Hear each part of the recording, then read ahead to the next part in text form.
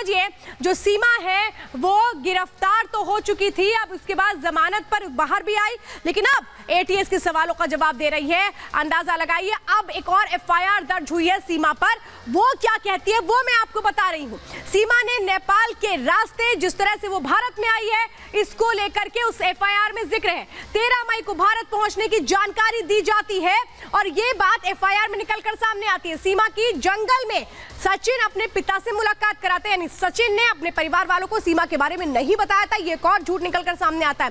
तौर तरीके रीति रिवाज अगर अपना लोगी तो फिर सचिन से तुम्हारी शादी करा देंगे, ये किसने कहा था? नेत्रपाल जो पिता है सचिन के, उन्होंने कहा था।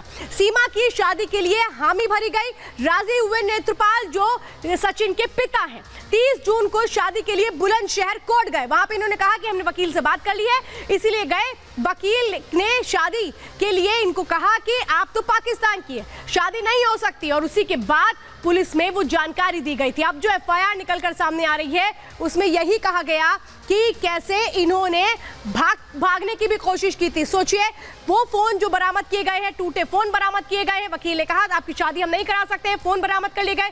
3 मोबाइल बरामद किए गए जिसमें अलग अलग सिम कार्ड्स का इस्तेमाल किया गया था, कहां कहां इनसे कॉल की गई थी, इसके बारे में भी जानकारी हासिल की जाएगी। और चलिए अब मैं बड़ी जानकारी एक और आपको देती हूं और ये बताती हूं कि अब एटीएस की रडार पर जब सीमा पहुंच चुकी है, सीमा को जब एटीएस अपने साथ लेकर के जाती है तो उसका आधार क्या होता है ये मैं अब आपको बता रही हूं। ये देखिए तस्वीरें आप देख रहे हैं, ये सीमा से अब एटीएस पूछताछ कर रही है। कल 8 घंटे तक पूछताछ हुई थी। एटीएस को भी शक है कि जिस तरह से सीमा एक के बाद एक बयान बदल रही है।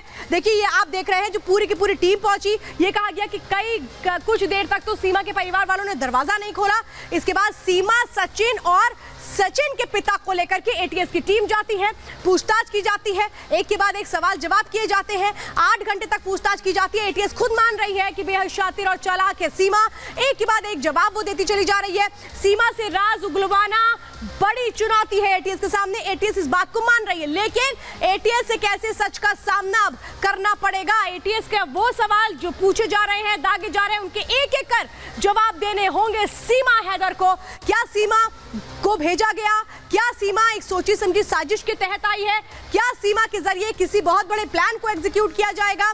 आज यही वो सवाल है जिनके जवाब एटीएस अपनी पूछताछ में तलाश रही है और इसीलिए ये बात हो रही है कि जो सीमा है उसका मकसद क्या है। लेकिन एटीएस की एंट्री इस मामले में हो जाना यानी कि ये बहुत कुछ इशारा इस तरफ करता है कि बहुत सारे ऐसे सबूत मिल चुके हैं क्या अब एटीएस को, जिसके जरिए जो एटीएस है वो उस सुराग तक पहुंचने की कोशिश कर रही है कि सवाल जवाब के जरिए उस राज तक पहुंचा जाए जो सीमा क्या अपने अंदर दबाए और छुपाए बैठी है। अब सवाल, सचिन से संपर्क कैसे हुआ? जवाब क्या देती है सीमा? पबजी के जरिए गेम खेलते हुए ये संपर्क हुआ। इसके बाद सवाल किया गया एटीएस की तरफ से, सचिन से पहले भी क्या किसी से संपर्क हुआ? इसके जवाब में कहा गया कुछ लोगों से संपर्क हुआ है। अब अगला सवाल ये किया गया गेमिंग ऐप के जरिए किससे जुड़ी हो? दिल्ली एनसीआर के लोगों से भी जुड़ने की कोशिश की गई, ये सीमा की तरफ से जवाब दिया गया। अगला सवाल आता है भारत में आने में किसने मदद की है, जिस पर सीमा हैदर बेहद नपातुला जवाब देती है, रटाया जवाब देती है जो अभी तक मीडिया के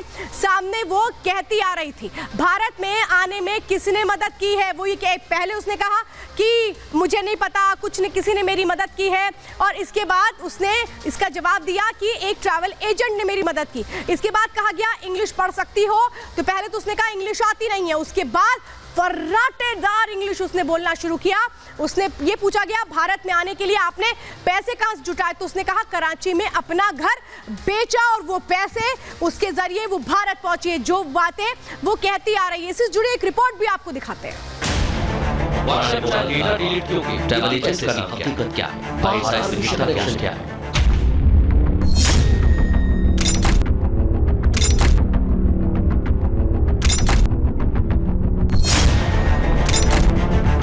भले ही सवालों के बौछार से सीमा घिरी है, लेकिन असल में अग्नि परीक्षा है एटीएस की, क्योंकि पाकिस्तान से आई हसीना सीमा हैदर बेहद शातिर है, उससे सच निकलवाना बेहद मुश्किल है। वो हर सवाल का जवाब नपा तुला दे रही है, दोहरा रही है पुराने रटे रटाए बयान। ऐसे में मुश्किल हो गया है राज उगलवाना। एटीएस के पास सीमा से पूछने के लिए सवालों का ढेर है, लेकिन सच निकलवाना टेढ़ी खीर साबित हो रहा है। सूत्रों की माने तो पूछताछ में सीमा एक ट्रेंड जासूस की तरह बर्ताव कर रही है, कोशिश कर रही है अपने बुने मायाजाल के जरिए कानून से खेलने की। कई सवालों का जवाब उसे याद नहीं है तो कई जवाब उल्टा गुत्थी को उलझा रहे हैं। एटीएस सचिन और सीमा से अलग अलग पूछताछ कर चुकी है और समझ में आ चुका है कि वो बेहद चालाक है। उससे सच निकलवाने के लिए पूरी टाइमलाइन को फिर से खंगालना पड़ेगा। शायद यही वजह है कि एटीएस की टीम नेपाल और शारजा जा सकती है, पाकिस्तान से भी जानकारी मांगी जा सकती है, सीमा की हिस्ट्री खंगालनी पड़ सकती है, दोस्तों से भी जानकारी जुटाई जा सकती है। सीमा को लेकर गुत्थी किन सवालों पर उलझी है वो एक एक कर आपको बता देते हैं। वो कौन से सवाल हैं जिनका सच जानना मुश्किल है, वो समझा देते हैं। भारत आने से पहले किन किन नंबर्स का इस्तेमाल किया, सीमा के वो सभी पुराने नंबर्स को निकालना एक बड़ी चुनौती होगी। बचपन से लेकर अब तक जिंदगी की कहानी, सीमा और पाकिस्तान जो बताएंगे उसे सच मानना पड़ेगा। क्या किसी पाक की एजेंसी के संपर्क में थी? सीमा का एजेंसी से संपर्क साबित करना चुनौती भरा, यानी सीमा कहेगी वही मानना पड़ेगा। अच्छी हिंदी कैसे सीखी, इसे लेकर भी सीमा की बात मानने के अलावा एटीएस के पास कोई दूसरा विकल्प नहीं है। कुल मिलाके ऐसे कई सवाल हैं जिनके जवाब सीमा रटे रटाए दे रही है। ऐसे में यूपी एटीएस के पास कोई ठोस जरिया नहीं है जो इन जवाबों की सच्चाई को परख सके।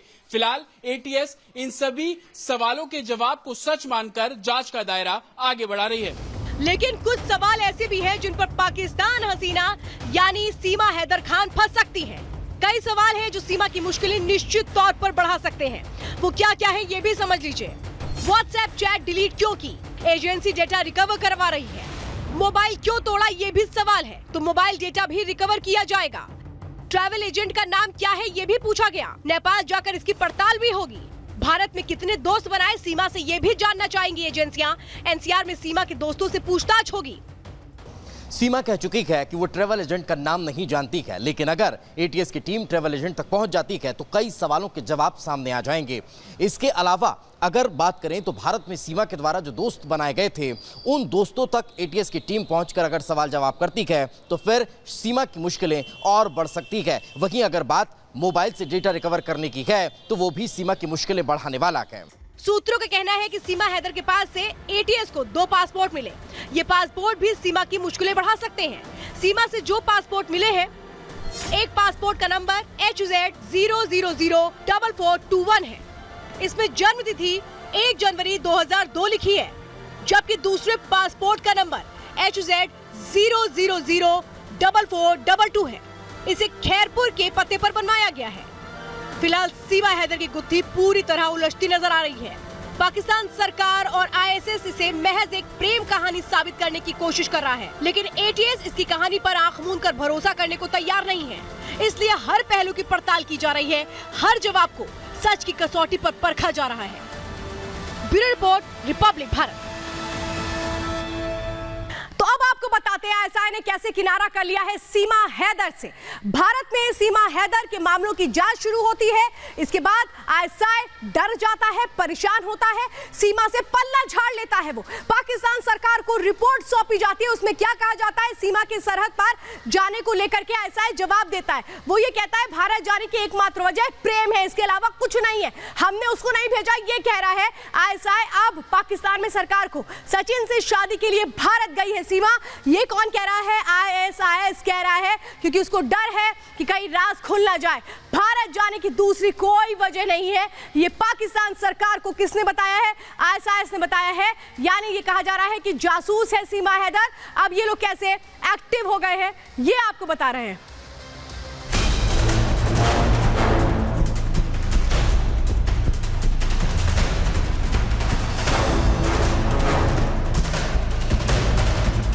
सीमा हैदर अपने ही बुने जाल में फंसती जा रही है। सचिन से बेइंतहा प्यार का हवाला दे रही सीमा की पोल खुलती जा रही है। उस पर शक की सुई 360 डिग्री घूम रही है। सीमा पर यूपी एटीएस ने शिकंजा कस दिया है। 2 दिन से उससे पूछताछ हो रही है। सीमा इतनी शातिर है कि किसी भी सवाल का जवाब सीधा नहीं दे रही। एटीएस के अधिकारियों को भी गुमराह करने की कोशिश कर रही है। उससे पूछे सवालों के जवाब बार बार बदल रही है। मीडिया के सामने वो कुछ और कह रही थी और अब कुछ और।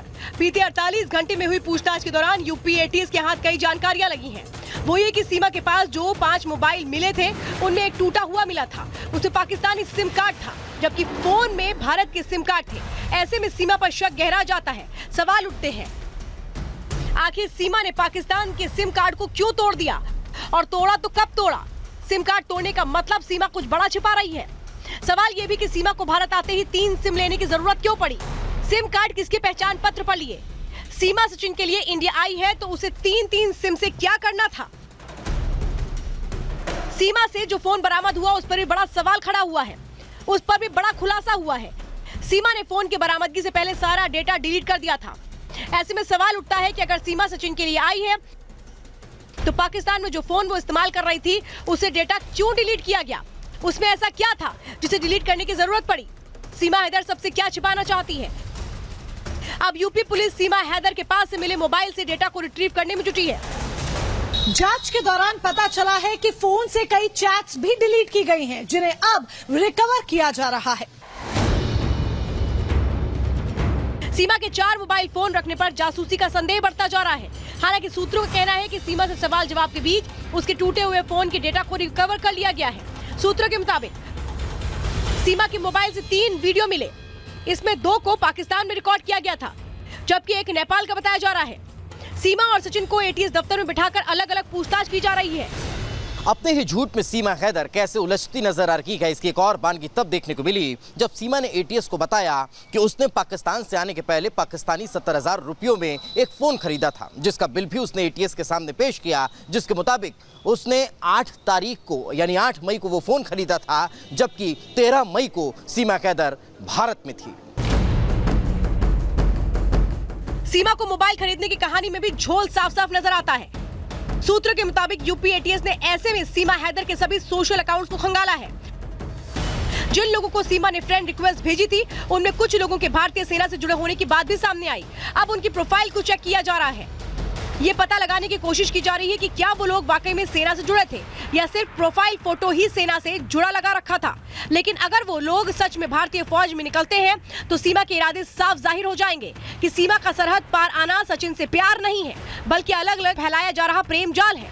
वो बस भारत आना चाहती थी, अपने नापाक मंसूबों को अंजाम देना चाहती थी। इसके लिए वो हनी ट्रैप का जाल बिछा रही थी। उसके निशाने पर भारतीय फौजी और भारत के भोले भाले नौजवान थे, लेकिन वो अपने मंसूबों में कामयाब हो पाती इससे पहले ही उस पर शिकंजा कस गया। सीमा के भारत की मिट्टी पर कदम रखने की असल वजह जानने की कोशिश की जा रही है। यही वजह है कि यूपी पुलिस ने एटीएस से सीमा से जुड़े एंगल पर भी जांच करने की मांग की है। Bureau report, Republic Bharat.